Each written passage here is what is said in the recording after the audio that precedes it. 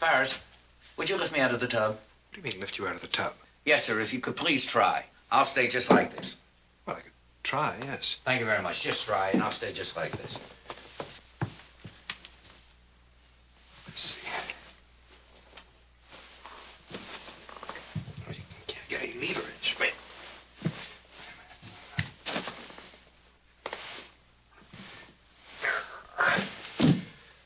I can't. It must be the angle. That's right, sir. That is perfectly right. And you'll notice, sir, that I'm perfectly dry. I'm not even slippery. I mean, I have my clothes on. And you still could not lift me out of the tub. Officer, no. I'll do that in a moment. Do you intend to demonstrate drowning yourself for us, Lieutenant? No, sir, but I think I can demonstrate is that your uncle could have died from an electrical shock without showing any marks of burns or anything like that. Now, let's see. Officer, would you turn off that water, please? You see, I'm not exactly sure. I think everybody should stand back for a moment. I'm not overly expert on electrical equipment. Oh. All right. Now, suppose Mr. Paris was in that bathtub there, and somebody came walking in, you see. Officer, would you turn on that light, please? Lieutenant, are you suggesting that someone just sauntered into the bathroom carrying an electric mixer? Well, I'm just using this mixer. I mean, anything electrical is what I'm trying to show. Now, here we go.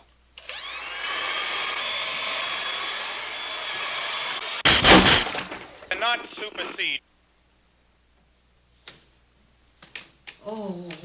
Very quickly now. We should all go very quickly now. Left. Bear left. This is a pretty old house here, as you know, and when they have those old tight fuses, the screw-in kind, right here. Lieutenant? Yes, sir. Just bear with me for a moment, will you? All right, Lou.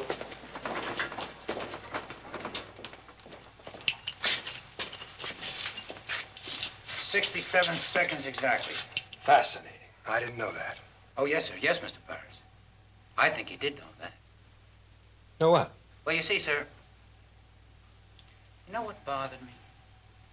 Right from the beginning, it bothered me how the murderer got into the house after Mrs. Peck switched on the burglar alarm. Well, someone was here shortly before the incident, as I recall, Lieutenant. Come off it, Norman. I said I left the house, and I left the house. Mrs. Peck saw me. It would have been necessary for someone to let the murderer in. Somebody already in the house who could turn off the burglar alarm. Well, that lets me off, I guess, huh? I'm afraid not, Mr. Paris. Instead of leaving the house, you stayed around and you turned off the burglar alarm at the right moment. Mrs. Peck, did you or did you not see me drive out of here, wave goodbye, honk my horn? No, sir. She didn't see you. She saw him. I think you had on the same clothes as your brother, Mr. Paris. I think it was you that drove out and then came back later when your brother let you in. Are you nuts? I resent defamation, Lieutenant. You said you two never talked, except about that agreement. Well, I guess you had to say that in order to keep the guessing game going. But you know, that's what nailed you down. I called the telephone company. They told me that you two have talked maybe 20 times in the last 10 days. You're saying they killed their uncle. These boys wouldn't do such a thing. I'm sorry, Mrs. Peck, but I think this time they needed each other so much that they both did something very bad. See? 67 seconds. 67. Took us 67 seconds to get down here and replace that fuse. But Mrs. Peck's television set was only out for 15 seconds. There had to be somebody else waiting down here to replace that fuse.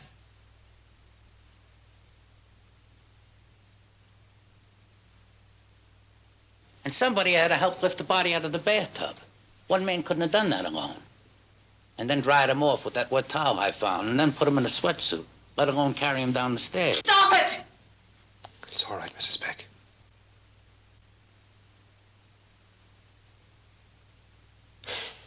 What's done is done. What's obvious is obvious. I'm just sorry that you had to be here. Shut up!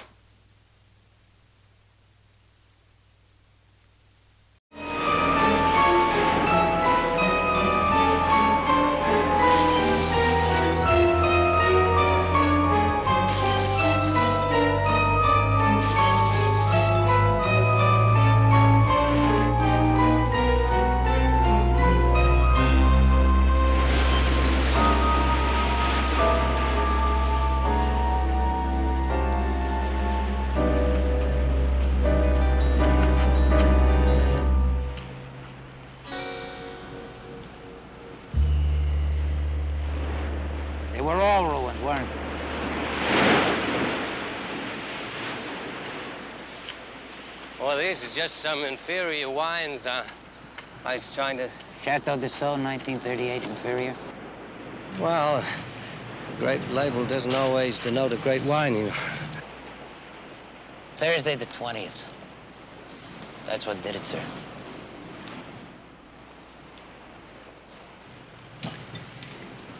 You know, it got very hot in that vault with the ventilation turned off, but that one day, that Thursday, it hit 109 degrees outside. So inside the temperature went way up, over 150 degrees. Wine overheated. That was it. That's why I mentioned that hot day outside the restaurant. I knew it would ring a bell. I figured you'd have to get around to disposing of the wine sooner or later.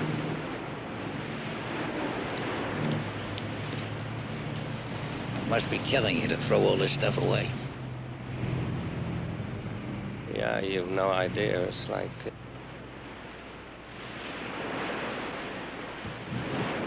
How did you know?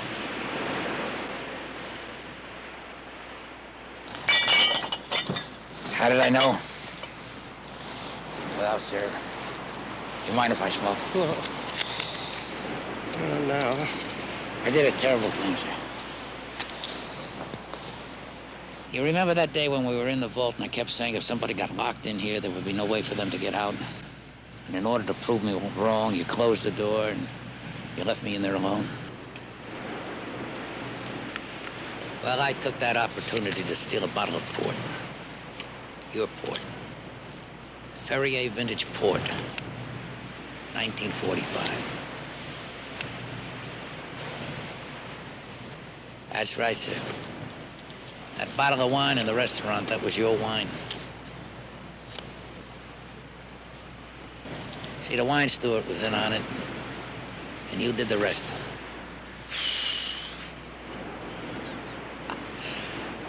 I certainly did, didn't I? Yeah. That's ironic. Sir? Well, I am probably one of the few men in the world who could have told you that wine was spoiled and told you it was because it was overheated. Yes, sir. It required a very delicate palate.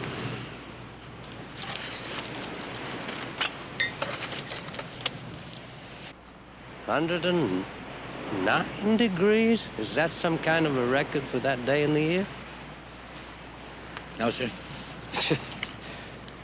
Notebook. No, sir. It hit 111 in 1938 and 111 in 1870. The Weather Bureau doesn't keep records before then. That's a pity. I would have liked it to be a record. Shall we go? We'll take my car, sir. It's parked right around the corner. I'll send somebody to pick up yours.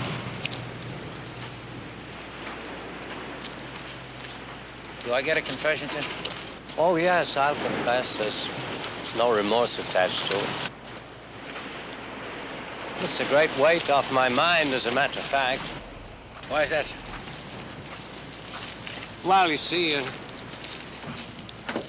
Karen had guessed the truth. She was turning the thumbscrews on me. She's quite a little Iron Maiden, that lady. I guess freedom is purely relative. Hayward, 211, Davis, 202, Sacramento, 31 precincts reporting, Davis, 4,200, Hayward, 3,460.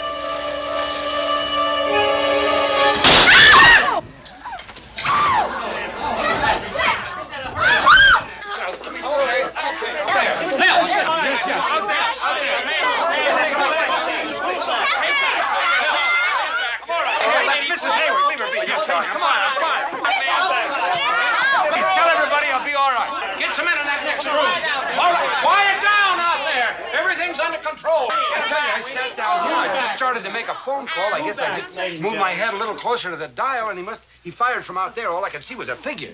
Get 2 men in that suite next door. After that, get on the horn, get this hotel surrounded. Nobody leaves. Whoever it was, Mr. Hayward, has to have been a human fly. I don't know how he managed that ledge out there. You don't believe anybody else was in this room? Oh, please, sir, I didn't mean to imply That's that exactly what you're implying. No. I'm getting sick and tired of police innuendo. I mean, if I fired the shot, wouldn't there still be a gun here in the room?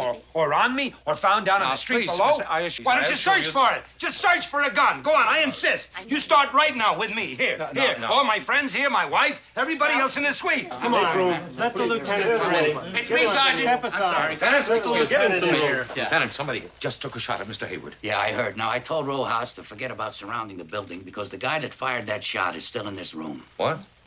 What's he talking about? It's all right, everybody. He means me. You? Isn't that right? Yes, sir. It's just as I figured. That's exactly what I thought you'd say.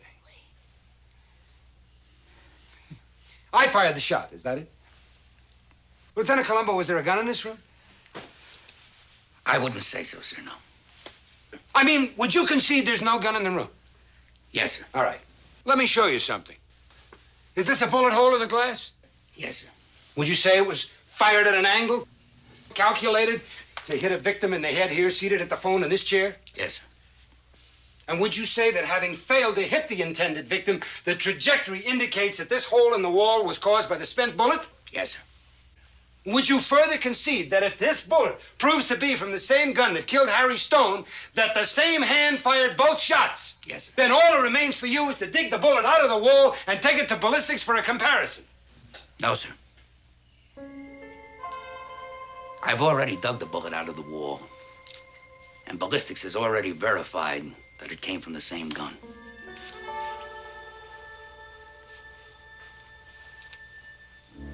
Here's the bullet.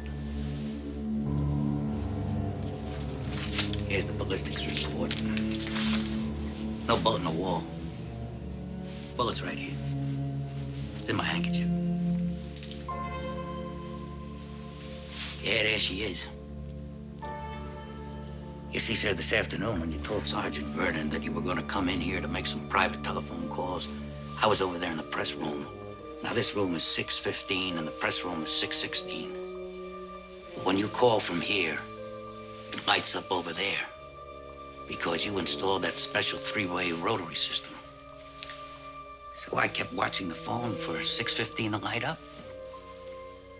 Here, it's lit up now. You see that? I kept waiting for that button to light up. Never lit up. I didn't know what the hell you were doing here. I knew you weren't making a call. And I confess I got curious. And when you and your wife, when you went to vote, I took advantage of that opportunity to come in here and look around. And I found that bullet hole in the glass door, and that took me to the wall. I dug this bullet out of that wall 3 hours before you said that somebody fired it at you 3 minutes ago.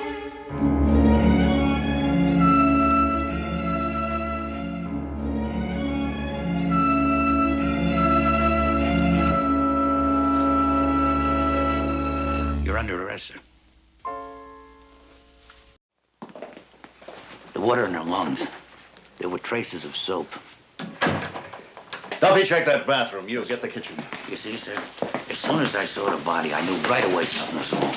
You did, huh? Check behind that stove. Get under the sink there. I knew something was wrong because of her outfit, what she was wearing, the tear in her dress.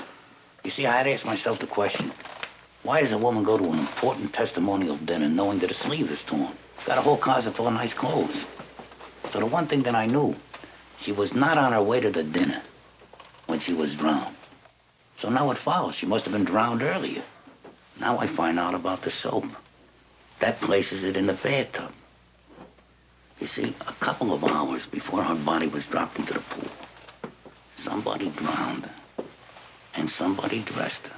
The medical examiner's report set the time of death at 7:30, Columbo. Yes, sir. But that was based on your eyewitness testimony. Now, I spoke to him. He said it could just as easily have happened a couple of hours earlier. All right, suppose she did die in the bathtub. So Jessup surprised her and killed her. He dressed the body and threw it in the pool to make it look accidental. No, sir, that's not possible. Hit that radio. You know why? You see, the bathroom, the bathtub, the faucet itself, everything was bone dry, including the towels. Not even slightly moist. That was the first thing I checked, sir. No, she had to have drowned before 6. Maybe even before 5. Otherwise, it wouldn't have been that dry. Long before Jessup got there. As a matter of fact, just about the time that you came home for supper.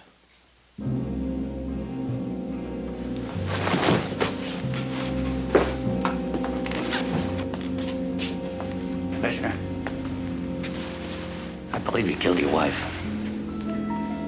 And I believe you either killed Janice Caldwell or you're covering up for it.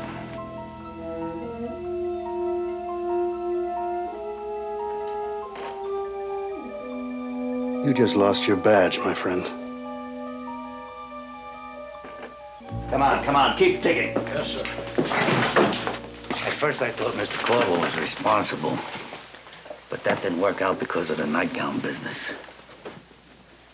And then the next night when your wife was killed and you had that terrific alibi, then it suddenly hit me. You were in it together and you're trying to blame Artie Jessup.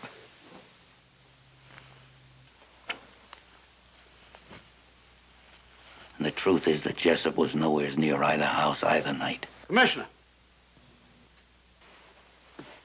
He wasn't, huh? All right, how do you explain these? Janice Caldwell's jewels. I can explain it. You took them from the Caldwell house, you hid them, and today you planted them here to incriminate Mr. Jessup. You're crazy. You can't prove anything like that. Sergeant Randall? Here, sir.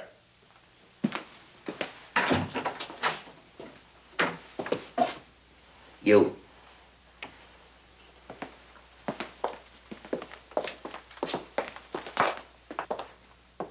Commissioner Halpin says he found those jewels under your mattress. That's crazy. You're a liar. Hey, I don't even live here. What? I can verify that.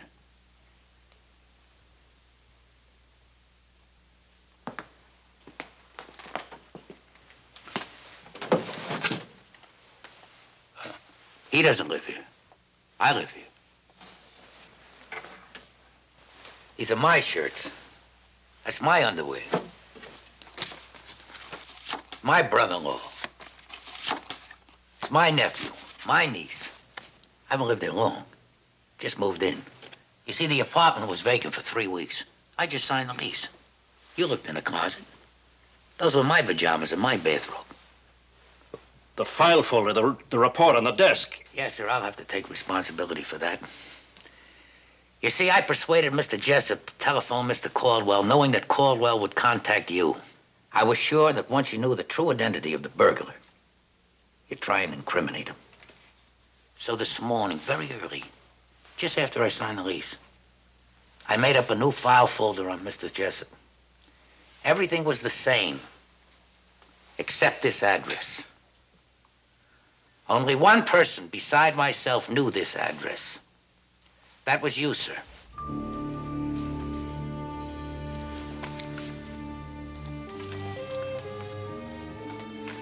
That's all.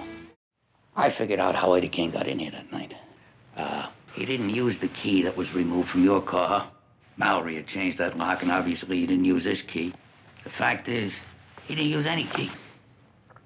Well, how'd he get in here then? He walked. The door was open.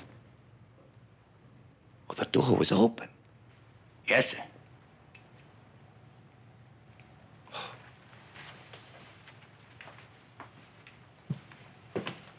You see, the air conditioner had broken down. That's why that window was open. You can actually hear the street noises on the tape. But you know, an open window on a muggy night's not much help. So I think Mr. Mallory must have opened that door. That created a nice cross breeze here. Now, when Mr. Kane arrived, well, the door was open. He just walked in. Mr. Mallory must have turned around and he shot him. All right. If If that is true, and it sounds conceivable enough to me, but I don't see how that changes anything. About what, sir? About what happened. Now, look, Columbo, I have had you up to here. And frankly, I'm not interested in locks and keys and open doors and air conditioners and how he got in here. What the hell difference does it make how he got in here? The fact is that some crackpot war veteran came in here, shot and killed Alan Mallory, and then frames me out of some insane belief that Alan and I stole his lousy little story. Now, that's all I know. And that's all I'm interested in.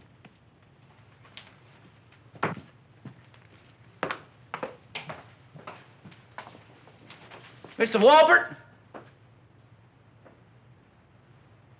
I thought that name might mean something. Let's see if we're talking about the same Mr. Walbert.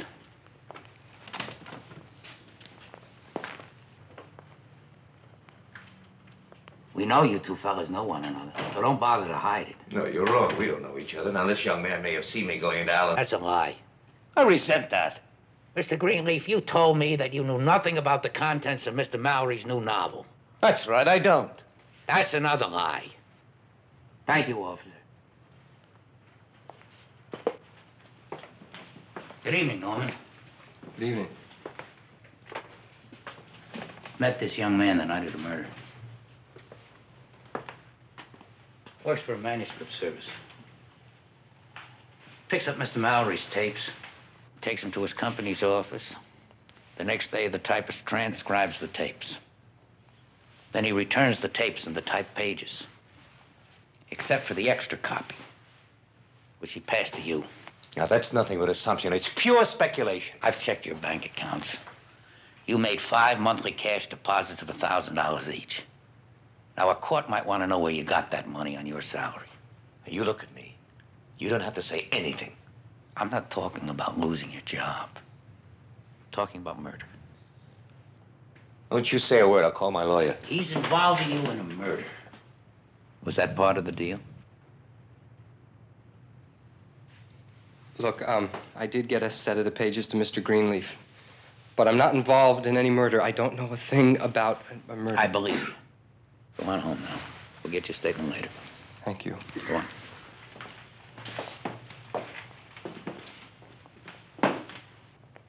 All right, Columbo. So he testifies that he gave me those papers. What's that mean? It means you knew everything that Mallory was writing, day by day, including the ending.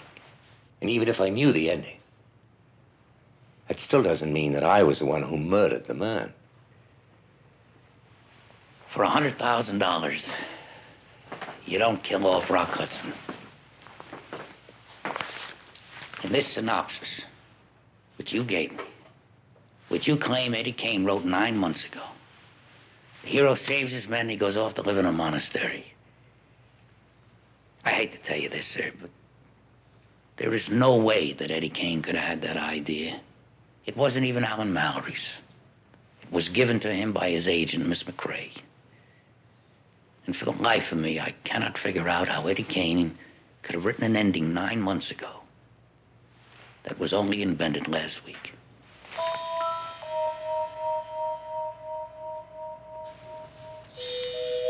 I guess you see my point.